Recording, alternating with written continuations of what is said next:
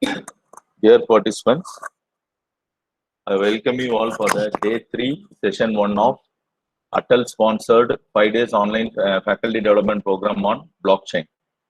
So now I would like to call Professor Dr. M. Islabuddin to introduce our resource person. Sir, please.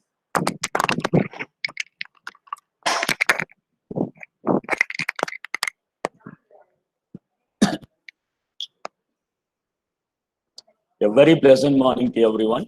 I am very happy to introduce such a nice personality, Dr. P. Vikneshwaran, Associate Professor, Department of Computer Science and Engineering, School of Computing, Faculty of Engineering and Technology, SRM Institute of Science and Technology, Chennai. He has wide experience in teaching and research, nearly 19 years of experience in reputed engineering colleges and universities. He has received his BCSC from Seidamal Engineering College, Ramanathapuram, Madurai Kamaraj University in the year 2002. MECSC from KSR College of Technology, Tiruchengodu, Anna University in 2005. And PhD degree from Anna University, Chennai in 2016. He has received a gold medal in his ME degree and got 11th rank in Anna University. He has published 17 peer-reviewed international journals, including 3 SCA and 7 Scopus journals, 8 international conferences, including 2 Scopus Index, and 1 book series in Springer and 1 in Review. He is an editor board member of Innovative Scientific Research Professional Journals, Malaysia. He has received Best Faculty Award from ESN Research Group, India, held in Sri Lanka during the month of February 2020. He has received an Academic Excellence Award from INSC Certified Institute by International Accurate Certification accredited by UASL. He is an advisory board member of Elseworld Journals. He has received many certificates from Udemy, Coursera, Cisco, PTech, and Elizon. He has received 1 patent and 2 more patents are in review. He has acted as member of Board of Studies and member of Board of Examination in Jain Deemed to be University, Bangalore. He has delivered many lectures in computer networks, cryptography, network and cyber security. At present, he is guiding 5 research scholars. He has organized many workshops and attended many workshops, FDP seminar, etc. He is invited as guest lecturer, chairperson, examiner, reviewer in various institutions, journals, and conferences. His areas of interest are network routing protocols, wireless network security, blockchain, bioinformatics, VANET, and so on. I thank our HOD, Dr. B. Muthukumar, coordinator of this FTP, for giving me this opportunity to introduce such a great personality, Dr. B. Vikneshwaran. Now I hand over this session to Dr. P. Vikneshwaran. Vikneshwaran, sir. Now, thank you, Islabuddin, sir. Thank you so much. You can start. Very good morning to one another present here. Now,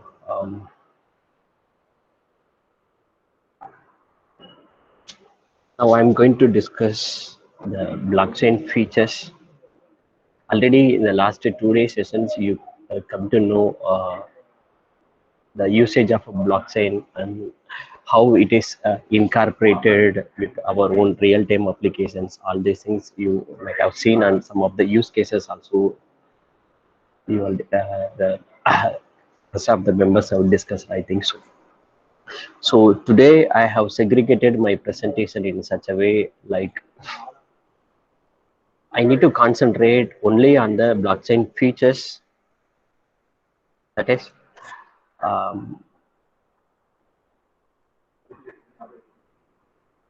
especially how the data are arranged with in the blockchain systems.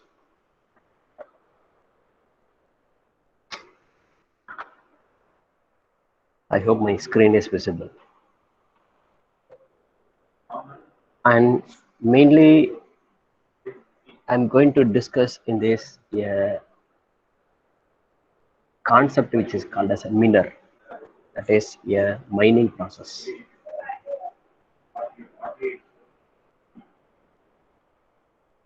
Especially the previous sessions, you came to know that this blockchain, which is based on the concept of a distributed system, distributed ledger technology. So obviously, uh, we need to validate the information, whichever the new information is going to attach it onto the chain. It's supposed to validate. Okay, so this validation can be done just based on the types of blockchain. Probably you came across what are the various types of the blockchain. And so my entire presentation is mainly focusing on this, how to validate the respective block. This is my first one. And second one is, so this validation process is called as a mining process. So once if it is validated properly, then only it is attached to the respective chain, because everyone is expecting for a high security. And I want to maintain the transparency also. Okay, so the second important point which I need to stress in this presentation is, in India, still it is under the review only. We haven't implemented successfully of any of the blockchain concepts to any of the applications. Right. So my second agenda for morning session is, now what are the necessary conditions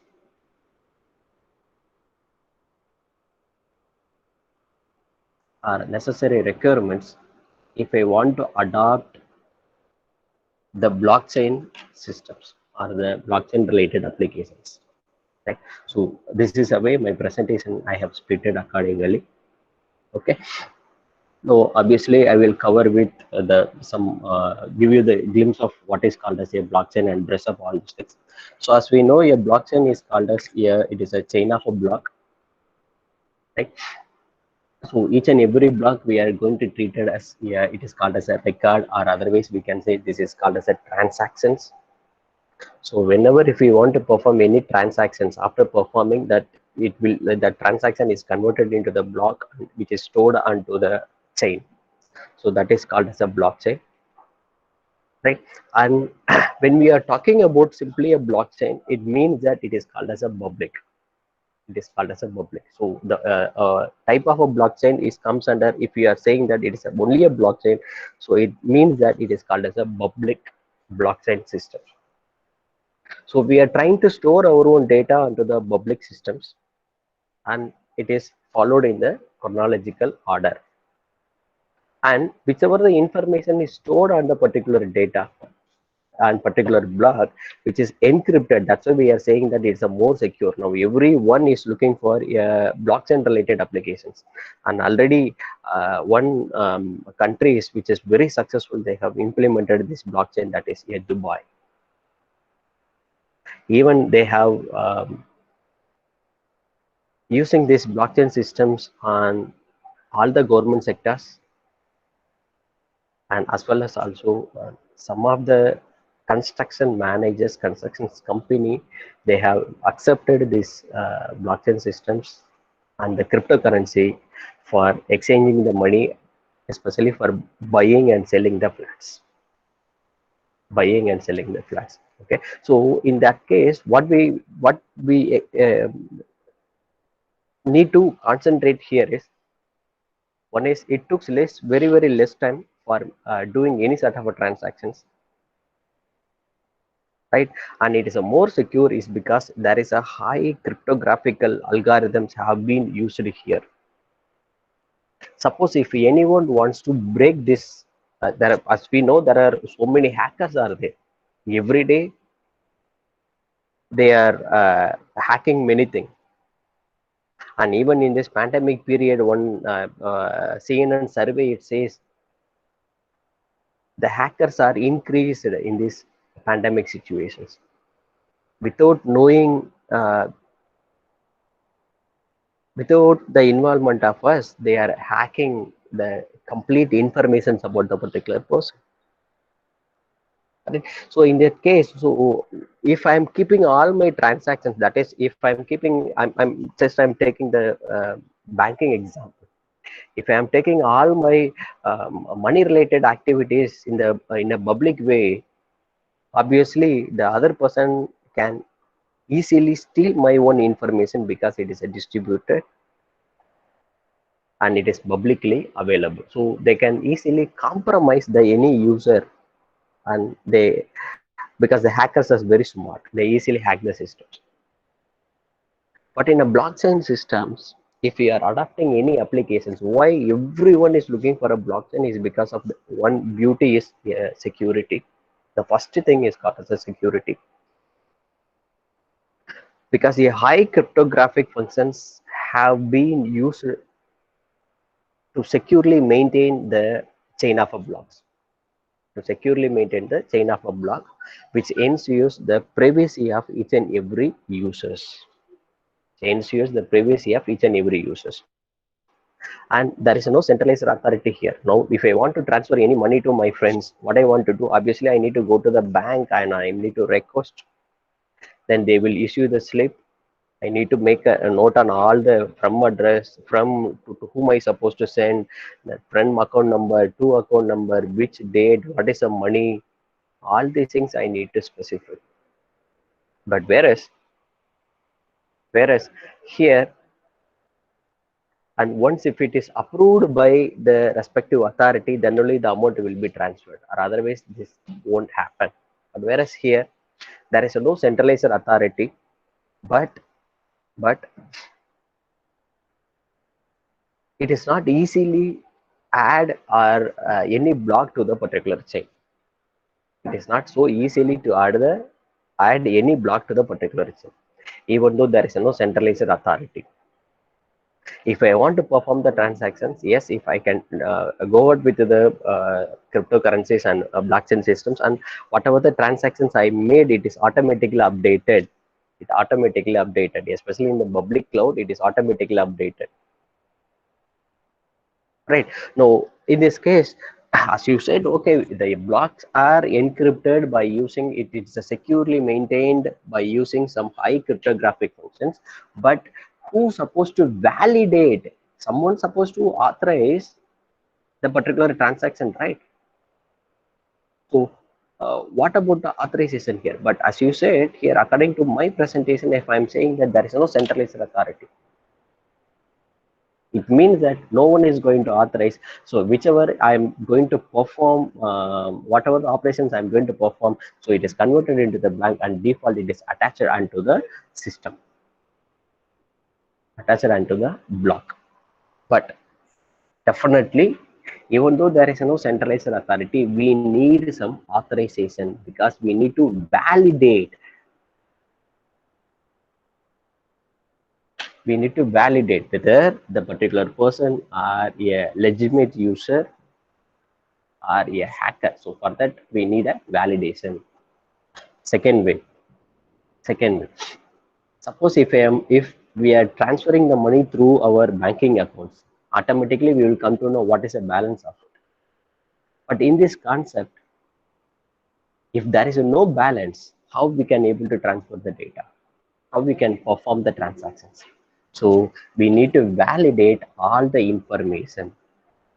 We need to validate all the necessary information before performing the transactions. That is simply before attaching onto the respective block. Right? So this process, this is very, very important. Beginning itself, I said, now this process is called as a mining process. Because of this mining process only, we are saying that it is a highly secured. It is a highly secured, because for this mining, a hash algorithm will also plays a vital role. There are the two important terminologies where concepts which will plays a vital role for this mining process. One is called as a hash function, and second one is nonce, a random number.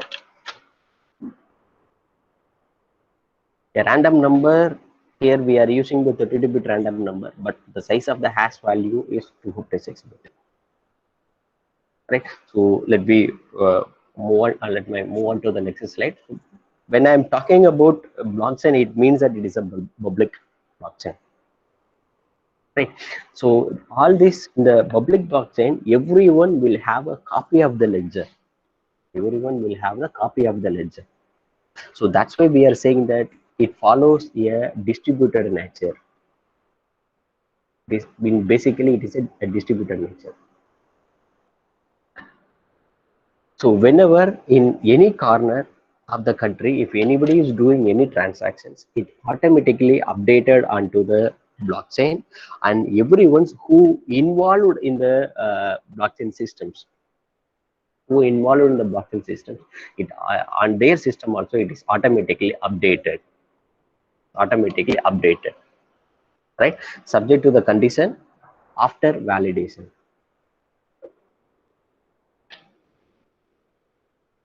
Subject to the condition after validation, because I need to segregate who is the responsive users and as well as also hackers.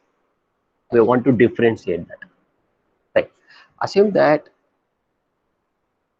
within the chain of a block, if something is due to some unwanted activities, is something is corrupted, or somebody forced you to enter onto the our public blockchain systems by forging the identity of other users, and they corrupted certain blocks, what will happen, whether since it is in the distributed nature, whether the entire block will be corrupted, or the particular block alone will be corrupted, and what about the other users systems? Assume that if in my system, if I'm having a chain of a block, due to some unwanted activity, somebody's hacked my own data, and then they used my own identity and entered onto the blockchain systems, and then they tried to change. If they changed, whether this will be reflected onto the other users or not? Yes, obviously it will be reflected, and those alterations will done automatically. So if it is any corruption, if it is any block is corrupted, so the corrupted block is removed for a temporary period of a time until to resolve the particular corruption. So accordingly, it will modify the other users systems. That's why it is a distributor. So this is a second power of a blockchain systems. This is second power of a blockchain systems. So as a blockchain system, it uses a distributed ledger technology. So this is called as a distributed ledger technology. Right now, little bit you are familiar with what is called as a blockchain. Now I'm going to segregate this entire blockchain into the two way. One is called as a block as well as a chain. So one primary part is called as a block, and every primary component of this technology is tied together with the help of a chain. So that's why it is called as a blockchain. Now what we want to know is what is there in a particular block. A block, it completely comprises of the various information, or simply now I need to specify it is called as a transactions. It is called as a transactions. Right. Assume that if you are using online shopping, that online shopping is adapted with the blockchain systems. So normally what we will do is when we are trying to place the order, we need to enter all our address details, and then which component we need, how many, what is the quantity we supposed to need, and after that only it will move on to the payment. Once the payment is successful, then it is going to response. Right. So here the authorization is done only with the help of the payment gateway. Once the payment is successful, then the order will be issued to the respective person. Right. Now this entire transactions, this entire component, from starting from the browsing of the product and starting to fill the purchasing of the particular product to the end of the payment gateway, Now this everything is considered as a block.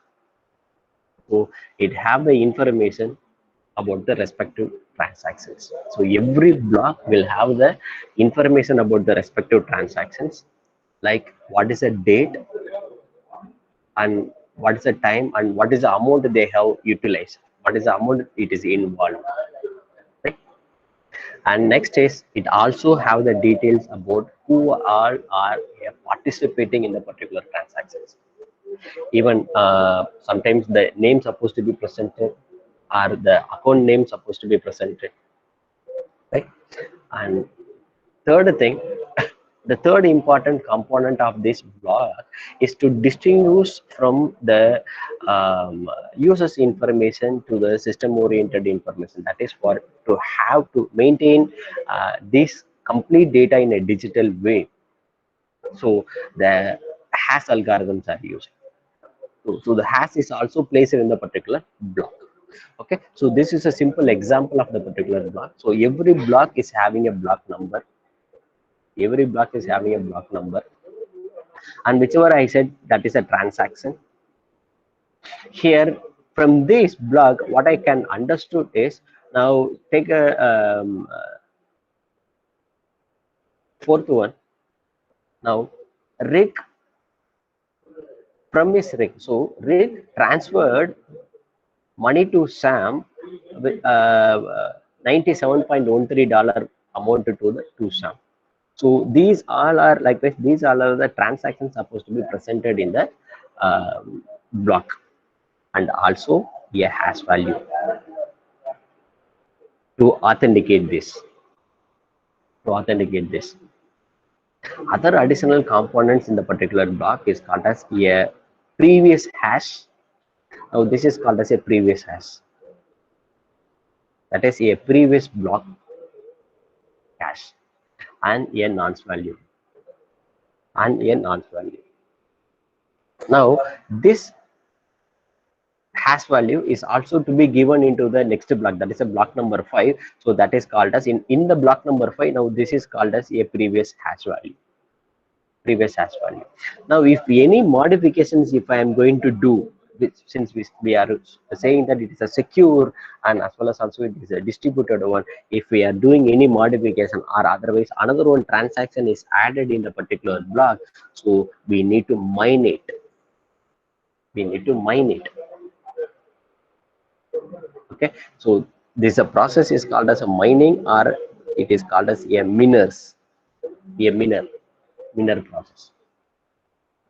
So these all are the general three informations which is associated in the particular block. So every block can have up to 1 MB of data. So that much capacity it is having, right? So depends upon the size, we can have a more than one block also.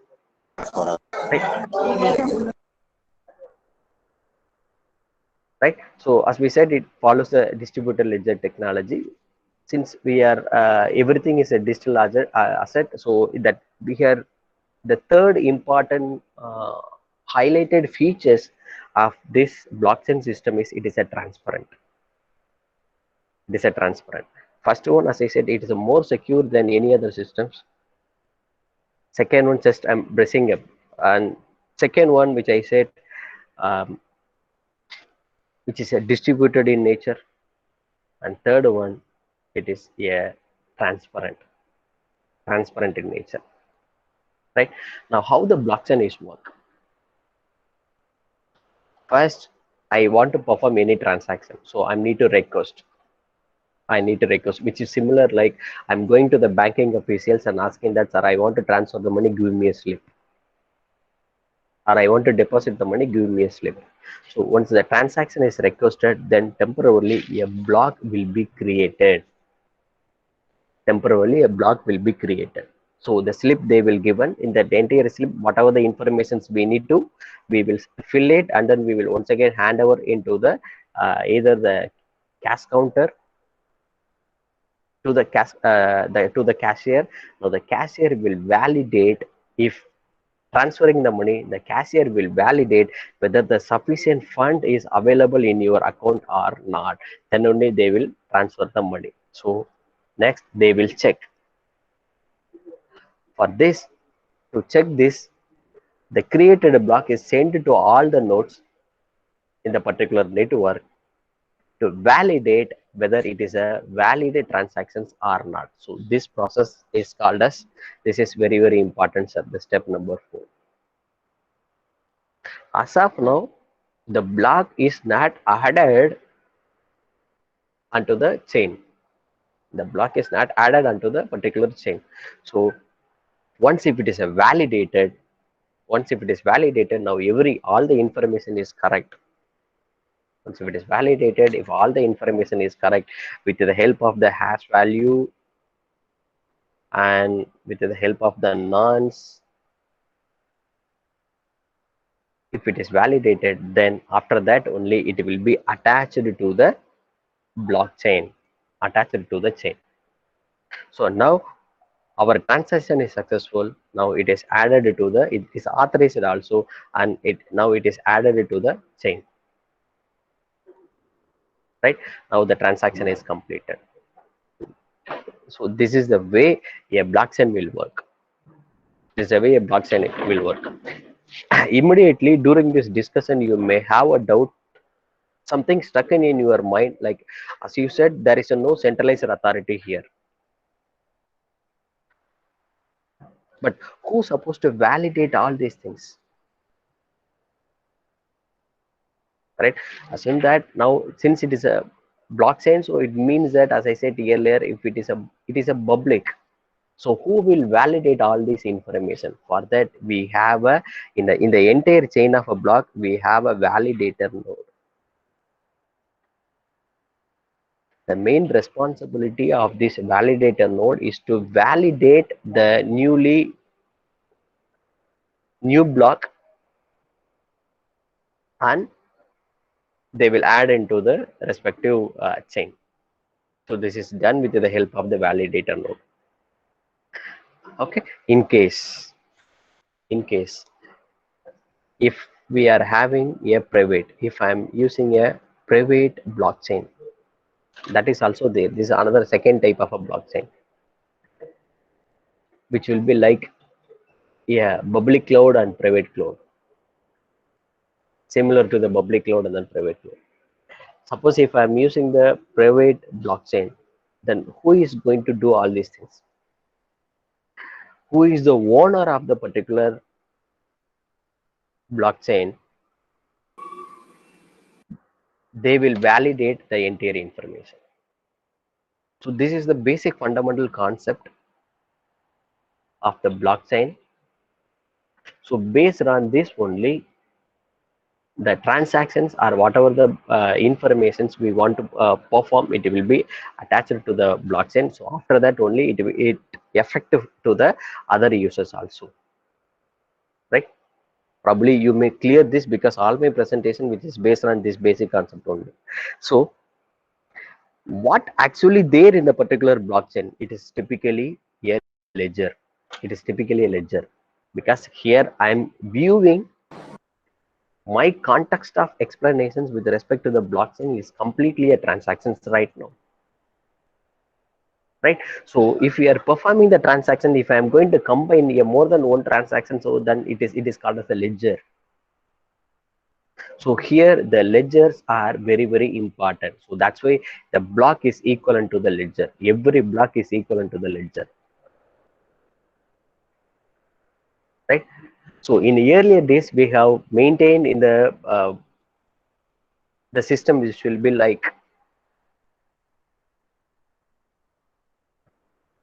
whichever the transactions, they will make a note on the particular page. In Tamil, we will say there is a one dedicated person is allocated to the particular job, that is called as Kanakku Pillai. Right?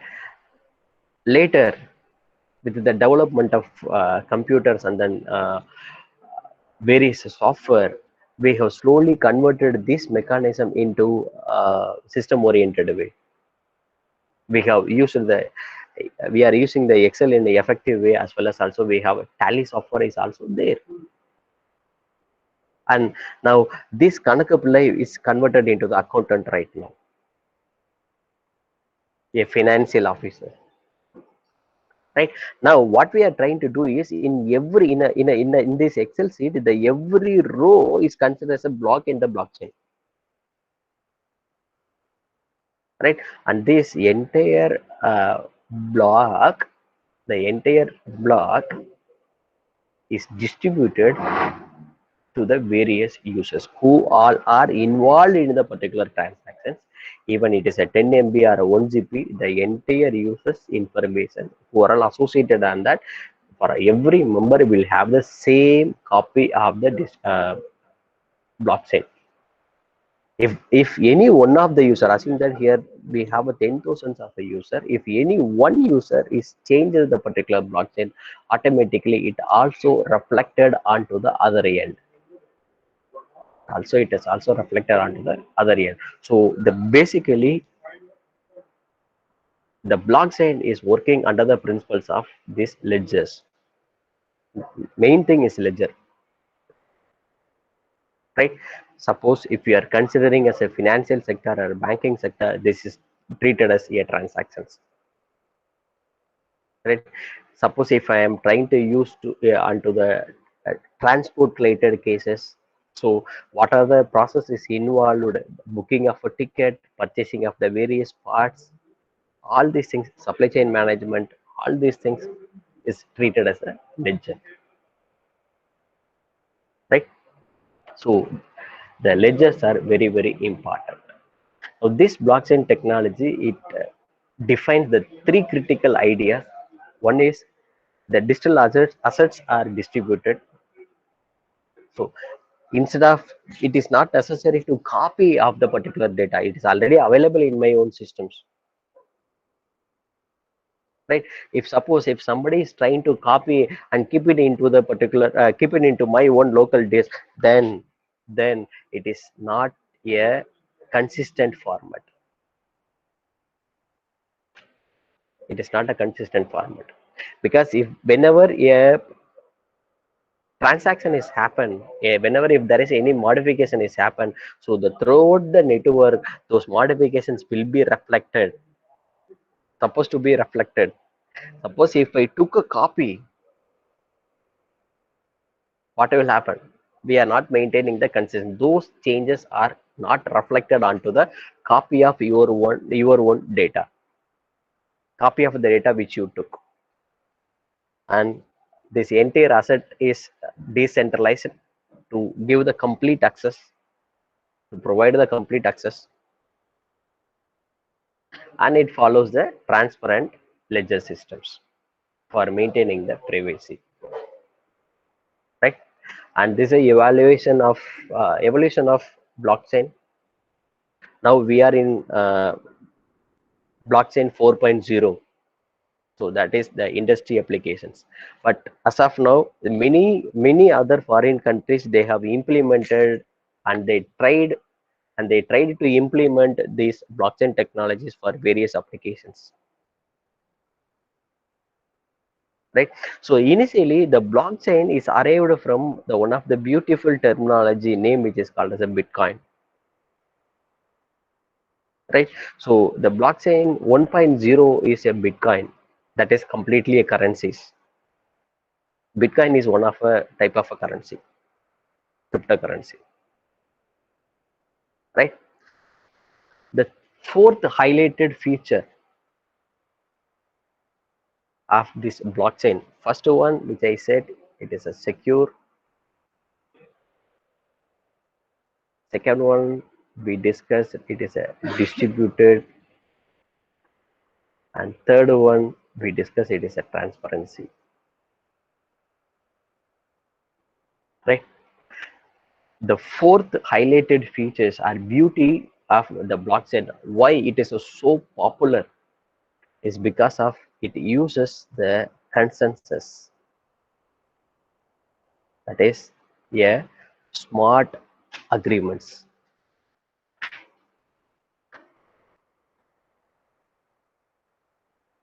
that is called as a smart contracts. So this smart contract which is not presented in the blockchain 1.0. So what is the difference between blockchain 1.0 and blockchain 2.0 is because here there is no smart contract in the blockchain 1. right? And after that we have a blockchain 3.0. The blockchain 3.0 is decentralized. It uses the DLT, decentralized applications. And in every industry,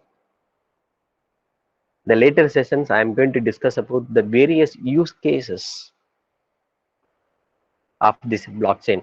Now the complete the industry use cases we are trying to discuss. So at present, every country is looking for every country is having a blockchain 4.0.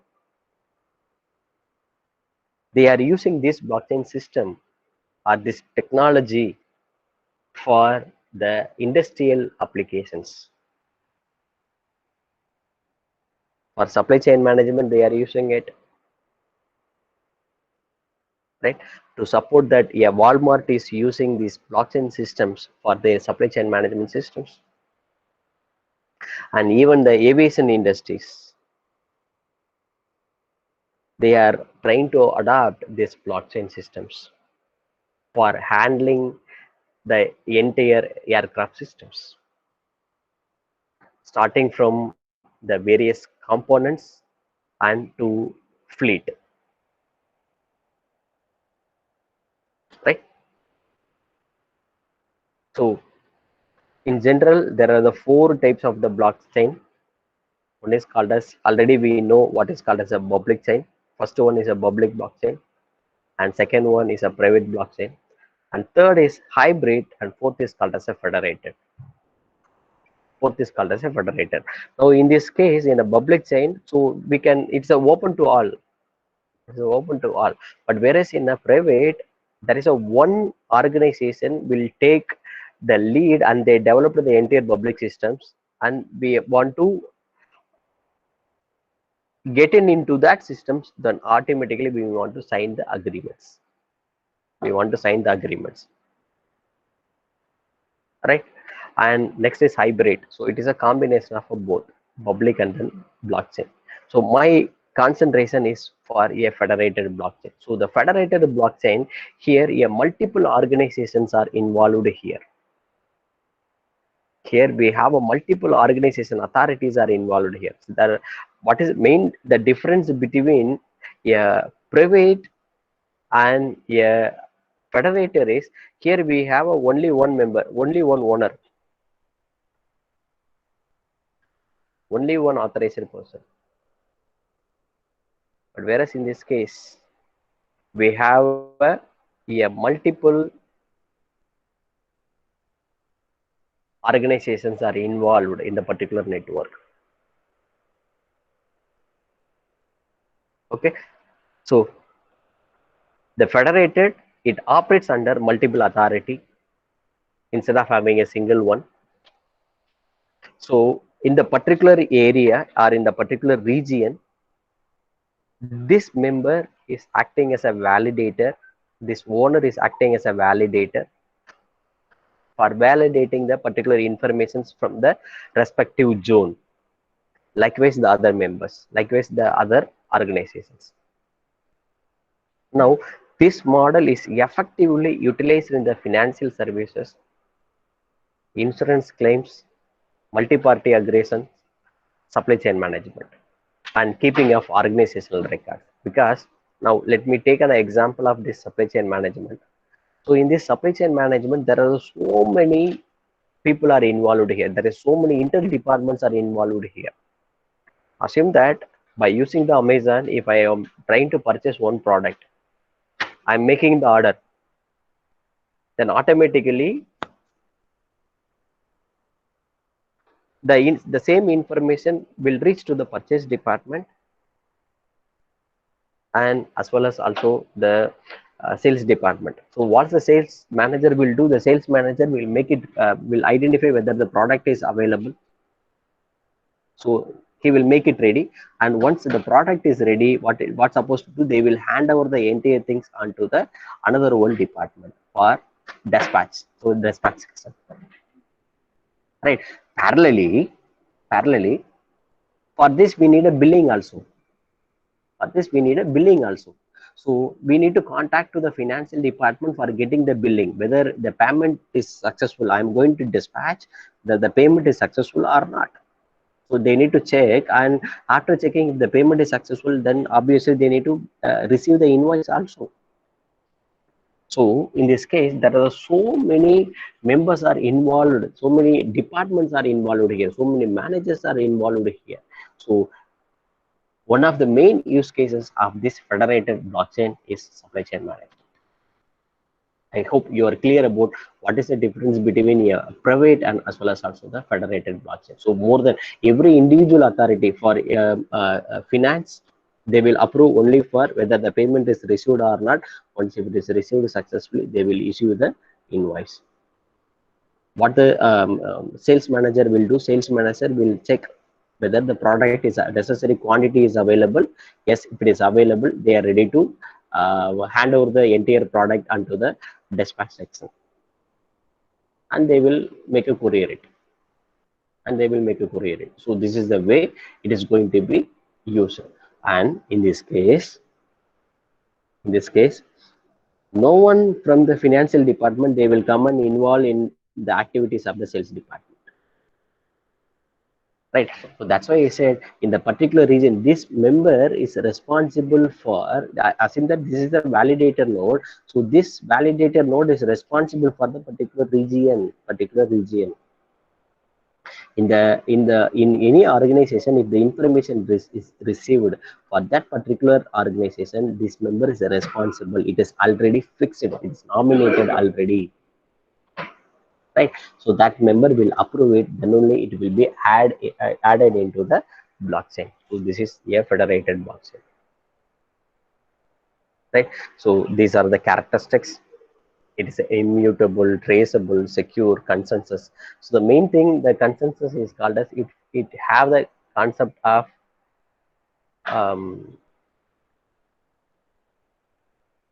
smart agreements, because here the trust, in this case there are so many members are involved here. So in this case, obviously that this validator node supposed to trust on the another one validator node, or simply this organization supposed to be trusted on this organization, and as well as also the rest of the part also. For this, whoever is involved in the particular transactions, whoever is involved in the particular blockchain, they need to sign the agreement. So the agreement is called as a smart contracts. That's why a blockchain is based on the smart contract, and it is working under the principles of a POC. POC is called as a proof of concept.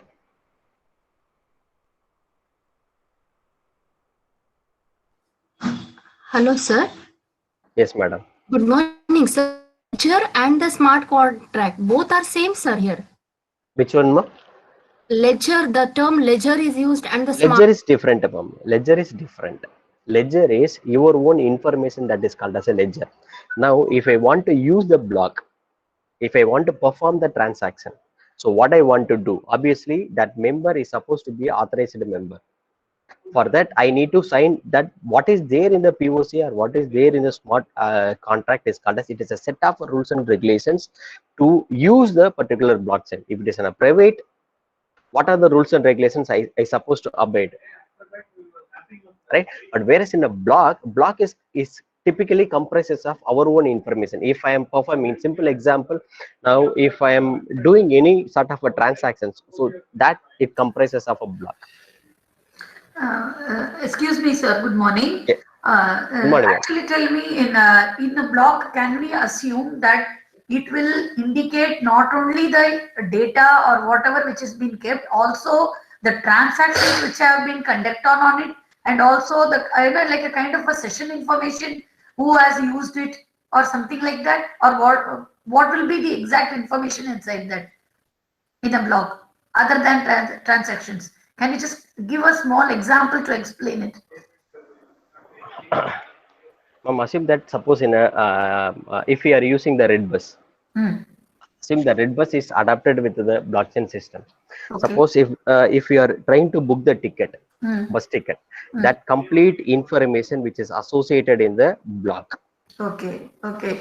But Okay. that So will in also that, contain the information of me also, right? That I am trying to book. yeah, yes, yes. Yeah. That's why that particular block is supposed to secured one.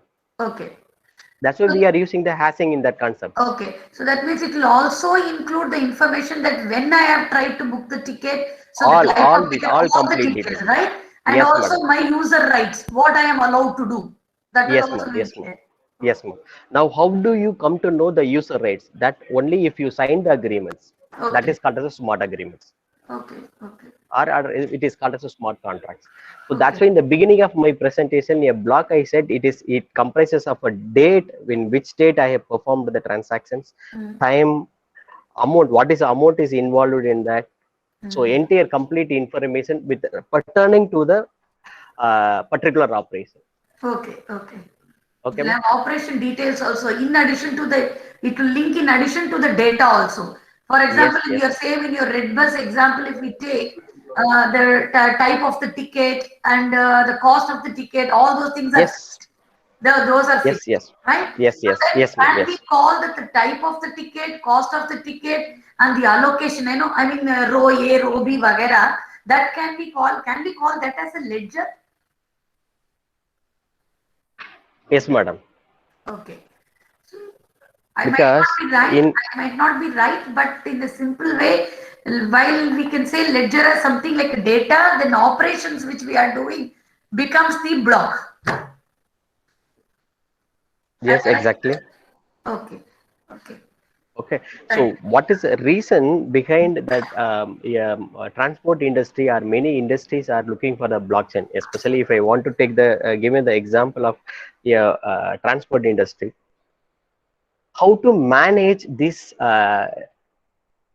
allocating of places in an effective way in high peak environment, in high peak places, how to optimally we supposed to allocate in a system oriented way, in automatic way, how we can able to allocate.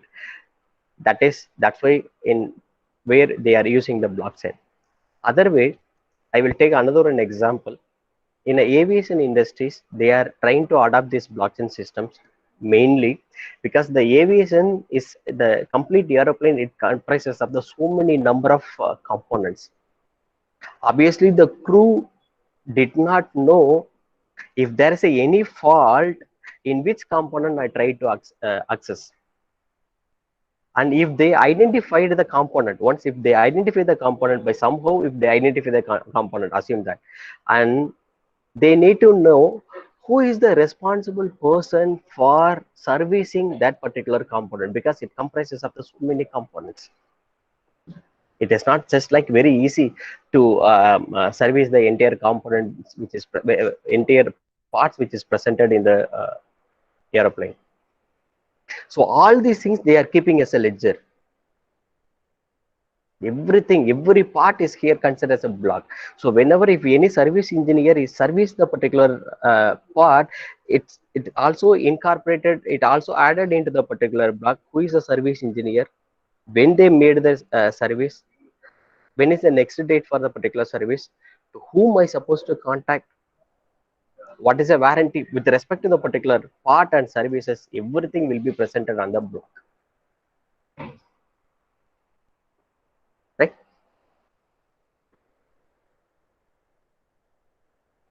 Okay, Right. sir. So Okay, thank you. thank you. So just I will this all consensus. So it is based on the concept of a proof of work and proof of concepts. Right. So what is there in the consensus? That is what is there in the SWOT agreement. So this is mainly used for the fault tolerance, and it have the set of rules. As Madam said, if I want to know what is my rights, so how do I know the rights? Even whatever may be the type of the blockchain, how do I know? Oh, we need to sign the document, the mutual contract between the two parties. That is called as a uh, smart contracts, right? And okay, so in bit contract earlier there is no smart contract, but we have a Ethereum and Hyperledger. Now Hyperledger is one of many industries they are using the Hyperledger. This is one of the type of a blockchain systems, blockchain technology which is developed by IBM. So many industries, they are trying to adopt the IBM developed blockchain systems, which is called as a hyper ledger. Right now, this hyper ledger is having a smart contracts, and Ethereum is having a smart contract. Even I happen to see that one of the gaming now, another one session, I'm going to concentrate on the use cases on the gaming sector. Right, so there is a one website, CryptoKitties. Right, so this website, which is based on the concept of, it is working under the principles of the blockchain. In this, we can adopt kitties, we can adopt a cat, and we can breed the cat. Right, so this is based on a Ethereum concept. It uses the cryptocurrency as a Ethereum. Right, so benefits, there is no middleman, lower cost, fast, that everything is okay. And another main thing is fraud protection. Is because of this only, we are saying that it is also very popular. Because how I am achieving all these things, because we are every block, this blockchain technology, it uses high cryptographic algorithm for securing our own data. It is not so easy to compromise our own data. If we want to, if somebody is trying to compromise our own data, obviously they need high computing power.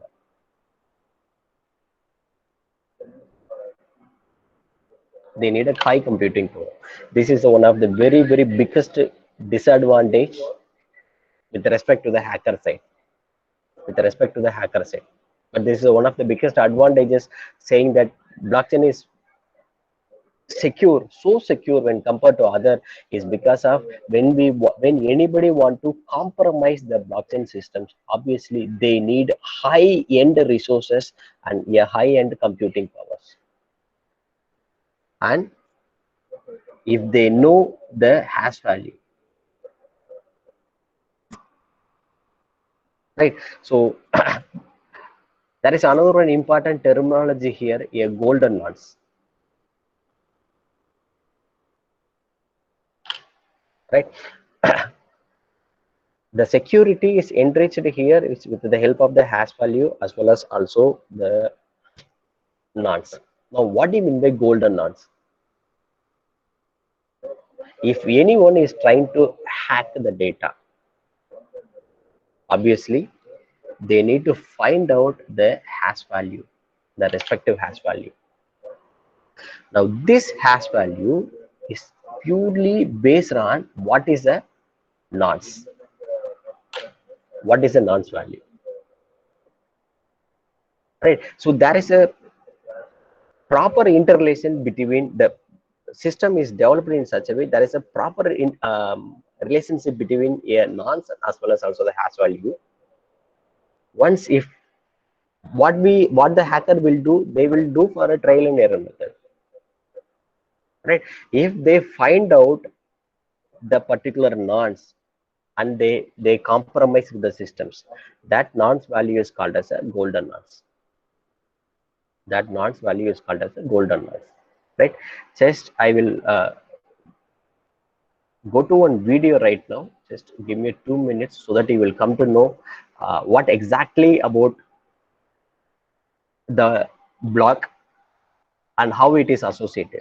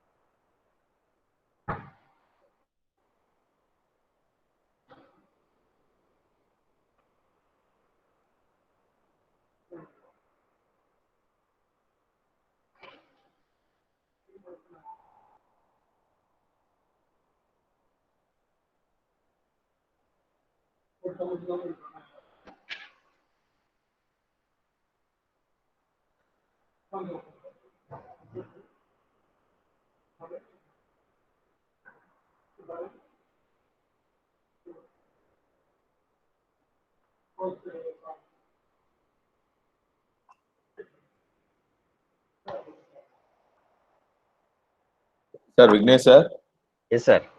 your audio is not. Yes, sir. No, I'm just, Yeah. I'm, Okay. give me a time, sir. Just I will run it. That's why I stopped my screen right now. Okay, sir.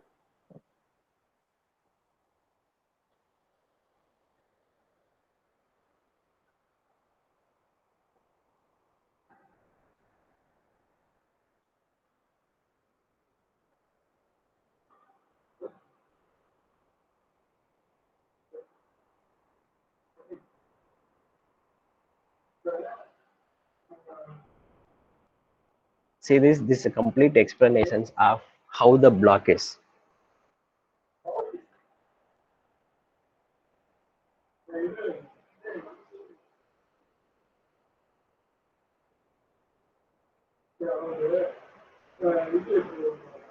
The audio is not running.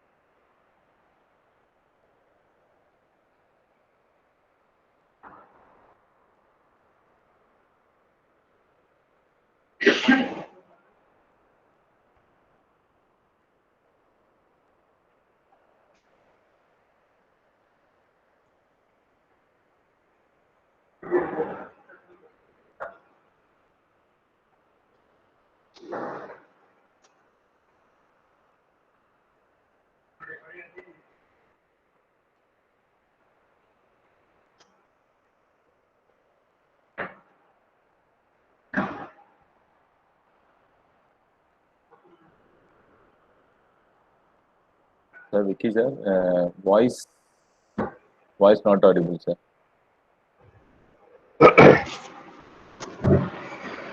Okay.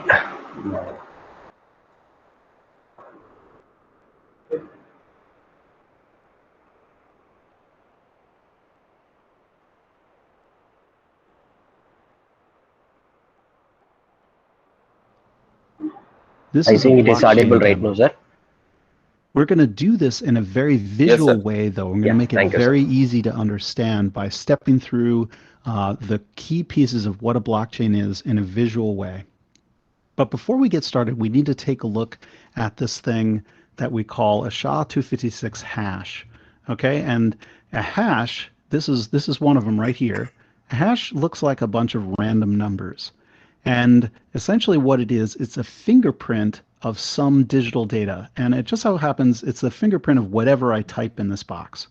So if I type my name, Anders, into this box, you see that the hash has changed. As a matter of fact, it changed every time I typed a letter, right? So I'm going to go back to, so it says Anders. Okay, so this is the hash of the name Anders, all lowercase. It starts with 19EA, right?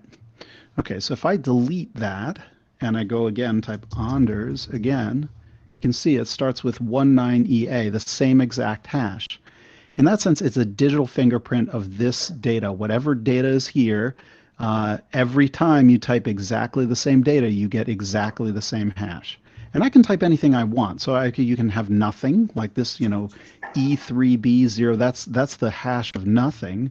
Or you could type tons and tons of stuff. As a matter of fact, you could put like the Library of Congress in here, and you would get a hash. And the interesting thing about it is, regardless of if there's a tiny amount of information, no information, or the entire Library of Congress, you're always going to get a hash that is this long, this many characters. You're not going to be able to pre-guess what this is. You kind of have to put the Library of Congress in here to figure out what the hash is, but you'll always get exactly the same hash regardless of how many times you put exactly the same information in. So what I'm going to do is extend this idea of a hash into something that we're going to call a block. All right, so let's take a look at a block. So this is a block, and it's exactly like the hash. It's just that data section I've broken out now into 3 sections. One called block. This is just some kind of a number. This is block number 1. A nonce, which is just yet another number. We'll go into what that is in a second. And then just some more data, just very similarly to the way that we had it before. However, the hash of this, which includes all of this information up here, is down here, and it begins with 4 zeros. You see that? Yeah, that's a relatively unusual hash. Most of them are not really going to start with 4 zeros like that, but this one happens to. And because it does, totally arbitrarily, I'm going to say that this block is signed. Okay? So what would happen if I were to change any one piece of this information? Let's say if I were to type something here, right? The hash is going to change. And what's the chance of, if I type letters, this hash is going to start with 4 zeros? Pretty low. It's probably not, right? So let's see what happens when I do that. I'm just going to say hi. Oh, look at that, right? This hash does not start with 4 zeros. And so the big background here is turned red. So now you know that this block with this information in it is not a valid or a signed block. Okay, and that's where this nonce comes in. This nonce is just a number that you can set to try to find a number that fits so that this hash starts with 4 zeros again. All right, so how do we do that? Well, let's start with 1. Does that start with, no, it's 3, 2, 7, that's not 1. So let's try 2, FF, no, 3, 4, 5, 6. You get the idea. Like I could sit here, there's one that starts with a 0. I could sit here all day typing these numbers and trying to figure out one that actually is going to hash out to something that starts with 4 zeros. Going to take a long time. So here I have my little mine button. I'm sure you've been wondering what happens if I press that. So what's going to happen when I press this mine button is it's going to run through all the numbers from 1 all the way up to try to find one where the hash starts with 4 zeros. And this process is called mining. Let's do it right now. So now it's checking all of the numbers from 1 all the way up. Whoop, there. Now it's stopped at 59,396. And that one just happens to hash out to something that starts with 4 zeros. And it satisfies my little definition of what a signed block is. Okay, so that's a block. Now, can you tell me what a blockchain is? It's probably just a chain of these blocks. Well, how do you put them together? Let's do that. All right, so here's my blockchain. I've block number 1. It has some kind of a nonce just like before. There's some data area to it, but then it has this previous. And here it's a bunch of zeros. Let's roll forward. So this is block 2 and block 3 and 4. This blockchain has 5 blocks on it, right? The previous here starts with 00 AE8, right? Is this number, AE8. And then this previous, B90 is this one over here, B90. So you can see that each block points backwards to the one before it. And you remember that the first block over here, there actually is no previous, so it's just a bunch of zeros. It's actually just a fake number. Okay, so just like we did before, what happens if I change some information here, right? It's going to change the hash of this block and it's going to invalidate it, right? Well, let's try that. So I'm going to type hi again. Sure enough, that block is invalid. All right, just as we assumed. But what would happen? I'm going to fix that now. We'll go back to something that worked. What would happen if I change something in this block? Right? It's going to change this hash, but this hash gets copied up to this previous. So it's going to change this one too, right? So it should break both blocks. So let me try typing hi in there, and sure enough, all right? So we can go back as far as we want, you know, to some point in the past and break that block, and it'll break all the blocks since then. Everything before is still green, but this one is red. So if I wanted to, you know, change something in this blockchain, I could just go over to block number 5 right here. We could change it. I'll put hi, and then we could remine it, you know, and pick a different nonce. We'll do that right now, and we could essentially alter the chain. So we've done it. So that we should be good now, right? All right. Well, what happens if I go back in time to here and I break it here? Now I have to mine this block, which will pick a nonce that makes this block hash out to 4 zeros, if we can find one. Sometimes it takes a while because it's got to run through a lot of them. There it is. It found one at 138,000. All right, but this one is still broken because although this one starts with 4 zeros, adding the 4 zeros with different stuff up here still makes this block hash out incorrectly. So I also have to mine this block. All right. And that takes some amount of time. That one was a little bit quicker. And then I have to mine this block to fix it. All right, so what we're showing here is that if I go and change this last block, all I have to do is remine this block. If I go way back in time to back here and I make a change like that, I'm going to have to mine this one, this one, this one, and this one. So the more blocks that go by, the more blocks in the past that we are, the harder and harder and harder it is to make a change. And so that's how a blockchain is going to resist mutation, resist change. Okay, so now, like you know, I did. If I do this in this block here, you can see that I've changed it to hi and I remined it, blah blah blah. How would I know that my blockchain has been remined? All right, let's take a look at that. I'm going to hit this little distributed thing. So now we have a distributed blockchain. It looks exactly like the last blockchain, okay, up to 5. But this is peer A, the first peer. If we go down here, you can see here's peer B, and it happens to have an exact copy of the blockchain. There's actually also a peer C down here, right? And this could go on forever. There's many, many peers out on the internet, and they all have a complete copy of the blockchain. So in this case, if I look at this hash, it's 00E4B, all right?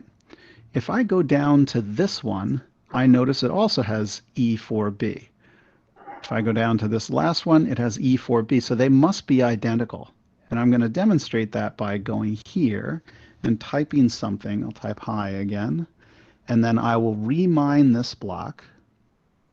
And I've got some other number, and now it's put some other number up here. So I should be able to mine this block. Okay, now all the chains are green, right? They're all green. However, this chain says the last hash is E4B. The bottom one says that too, E4B. And this middle one here says 4CAE. So I know just by glancing at this one little hash that something is wrong in this blockchain, even though all of the hashes start with 4 zeros. I know that this one is different, and it's different because I have two. It's essentially 2 against 1. We're a little democracy here, right? This guy argues that it's E4B. This guy argues that it's 4CE, it's 4CA, and this one is E4B. So E4B wins. So that's how a completely distributed copy, having a copy on many different computers, they can all very quickly see if all of the blocks are identical. And remember, blockchains can have, 400 or 500,000 blocks very easily. So rather than checking through all of them, all you really have to do is look at the hash of the most recent one, and you can see that if anything in the past, anything way back here was altered, you can tell by looking at this at the last block in this in the chain. It's going to hash out to something that doesn't start with 4 zeros and looks very different from what the hashes on the good chains are.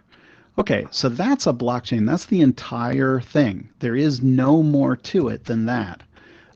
But it's kind of not really useful because we don't have something in this data area that means anything. I keep typing my name or hi, and that's sort of irrelevant information. So what we really want is a token. So let's do a token on our blockchain. All right, now look at this. So I have this token just totally arbitrarily. I'm calling these, I guess, dollars, right? So we have $25 from Darcy to Bingley. $4.27 go from Elizabeth to Jane. You get the idea. It's basically there's all these transactions that are happening. And I've just replaced the data with these transactions. And just like we saw before, so there's multiple blocks here. This one has more transactions. It doesn't matter how many transactions there are. There can be many, or they can be few, or none. If we keep going forward in here, just like we saw before, if we go down, we notice we have all these other copies of the same blockchain, right? So now here's where the immutability is important. If I change something back here, you'll notice that this is, A7FC, blah, blah, blah. It's something else. So it's something different than what's down here. So in this way, it's very important that if I were to go back in time and change some value that we would notice. It's very important with money that you don't lose track, and that's the whole point of using a blockchain here. This is the whole point of resisting any kind of modifications, of things that have happened in the past. So that's the reasoning behind using a blockchain to remember tokens. Now, one thing I would mention here is that we're not listing, Darcy has $100 and he's giving 25 of it to Bingley. The only thing we're saying is Darcy gives 25 to Bingley. We're not remembering a bank account balance. We're only remembering money movements. So this begs the question, does Darcy have $25? Well, we have a problem here in this version of the blockchain. We don't actually know if Darcy has $25. So let's look at a Coinbase transaction. So if we look back here, a Coinbase, we're going to add a Coinbase transaction to our blocks. And this is very similar to what we've seen before, but we're just adding a Coinbase at the top. And what that's saying is we're going to invent $100 out of thin air and give it to Anders. And there's no transactions in this block because nobody had any money previous to this.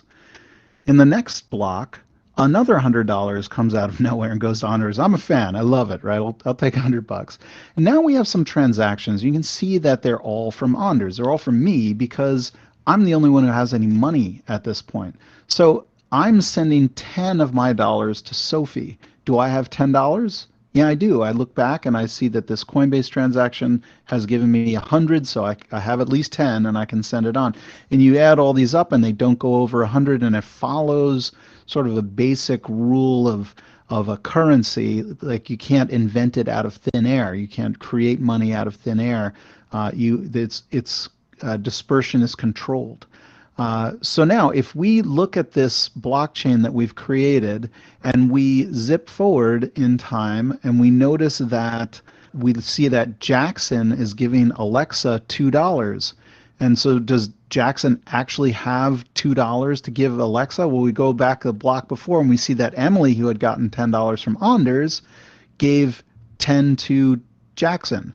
And so Jackson does have the money. So we can just go backwards and find that out. And that's actually one of the benefits of having a previous here. It's easy to go backwards. We just look for the block that looks like that has that hash, and here it is right here, right? So it points to blocks back in time and allows us to trace the provenance of any coin that we want. So that's a basic blockchain, and we're running a currency on top of it. And as you know, blockchains there are many copies. Everybody has a copy of it. So if we mutate, this and make it $6, these go invalid. It does not agree with these blockchains down here, these copies of the same blockchain down here. So this resists tampering, which is what you want for a currency. It works very well for things that are small and transactional like this. I'll go ahead and fix that. And they're just a very efficient way to handle agreement on what has happened in the past. It's kind of this immutable history that goes down with time. So that's a basic blockchain and a token on it. We're glossing over some main points, but if you dig into the demo and click through these things and play around with it, you get a better and better idea of how this works. There will be a part 2 where we go into a little bit more detail.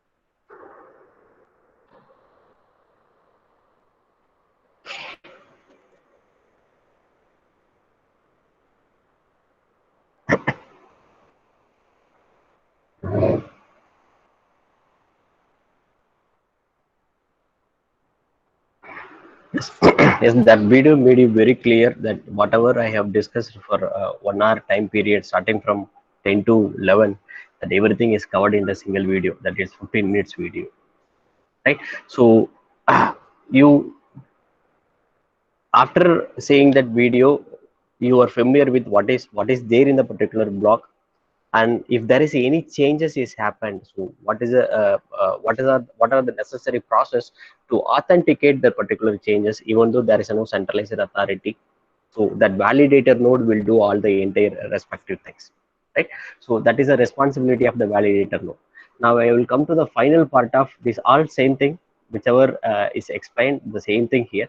So just I will come to my final part of presentation now. Like, when you would like to adopt the blockchain systems for your blockchain technology for your own applications, we need to answer for certain queries. Before we move on to that, just we need to keep in mind whether I can go or not, because the major reason is there it is a transaction based systems. There the block, it comprises of the transaction based systems, and if you are looking for the speed and performance of the systems, obviously my humble request, don't look any blockchain related applications. And if you are not ready to distribute your information, obviously don't adopt a blockchain systems. Only thing is, my concern is only for the security. Then there are so many other ways we can do the security for our own applications.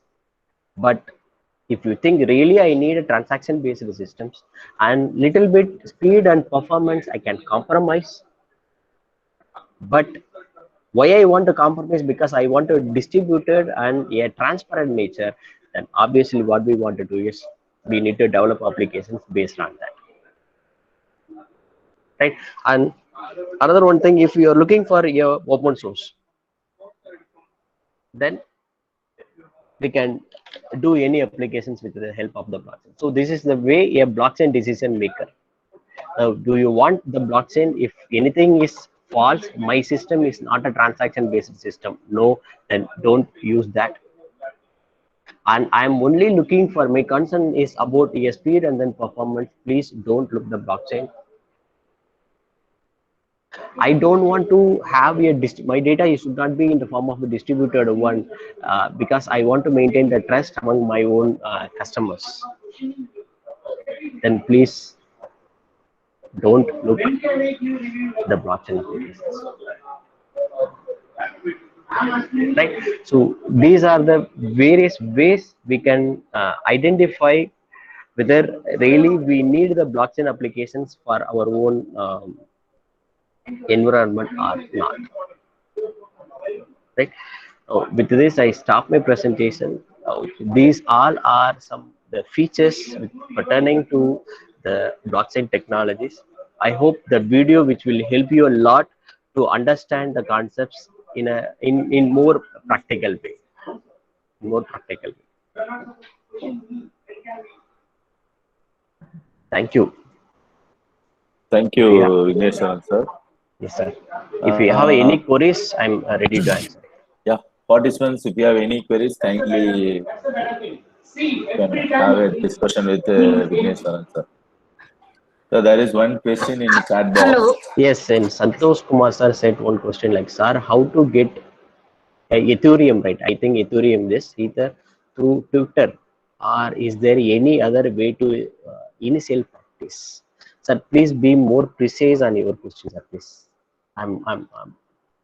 Sir, hello, sir. Sir. Yes, sir. Hello.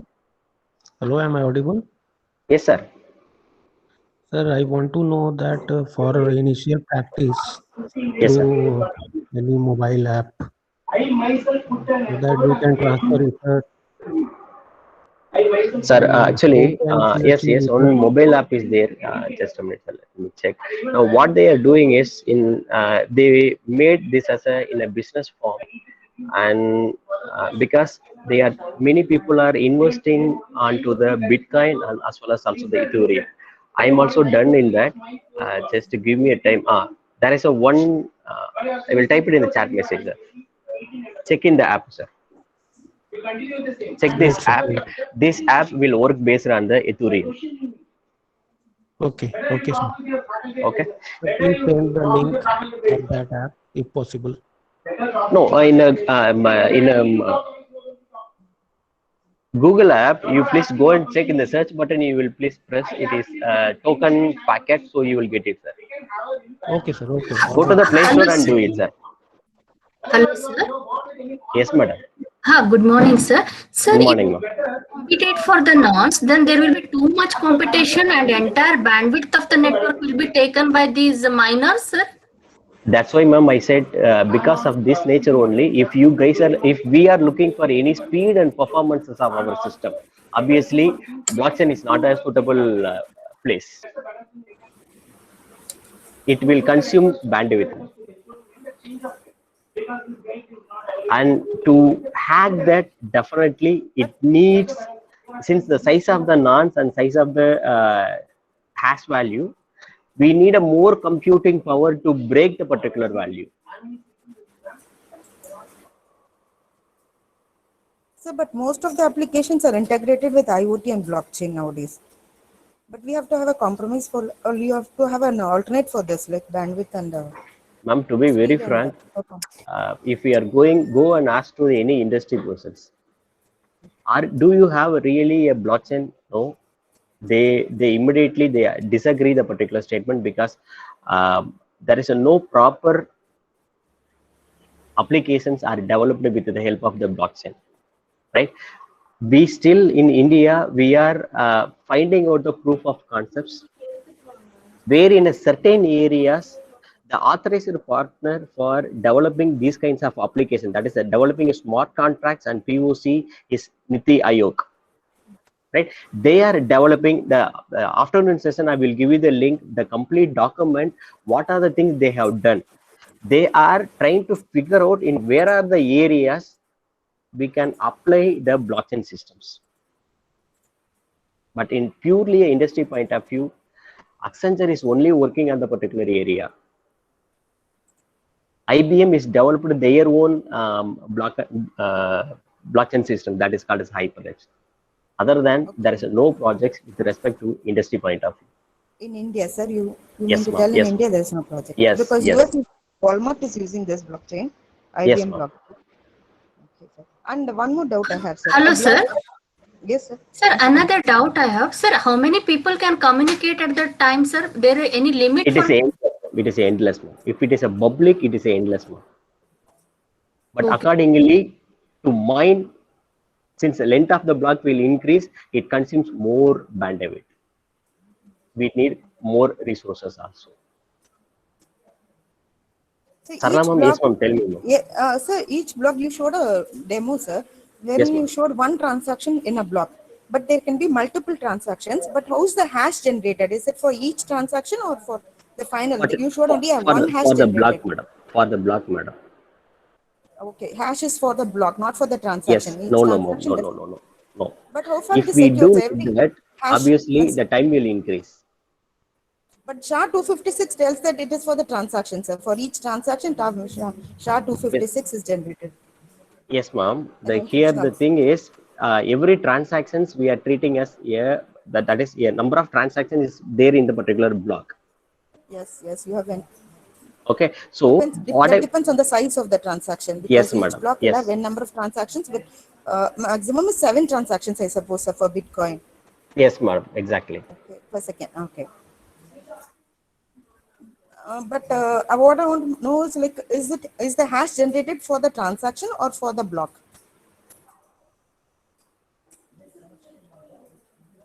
Hello. Let me check and tell you now. Sorry, Yes, let me check and tell you. yeah, I feel like it is for the transaction because that is to be encrypted. It should be safe, right? When it No, the comes to complete block is cryptocurrency. encrypted. Is it The so, sir? complete block is encrypted. Anyway, but anyway, I'm coming to the another one session also. Let me check and then update to you. Okay, sir. Okay, sir. Yeah, thank you.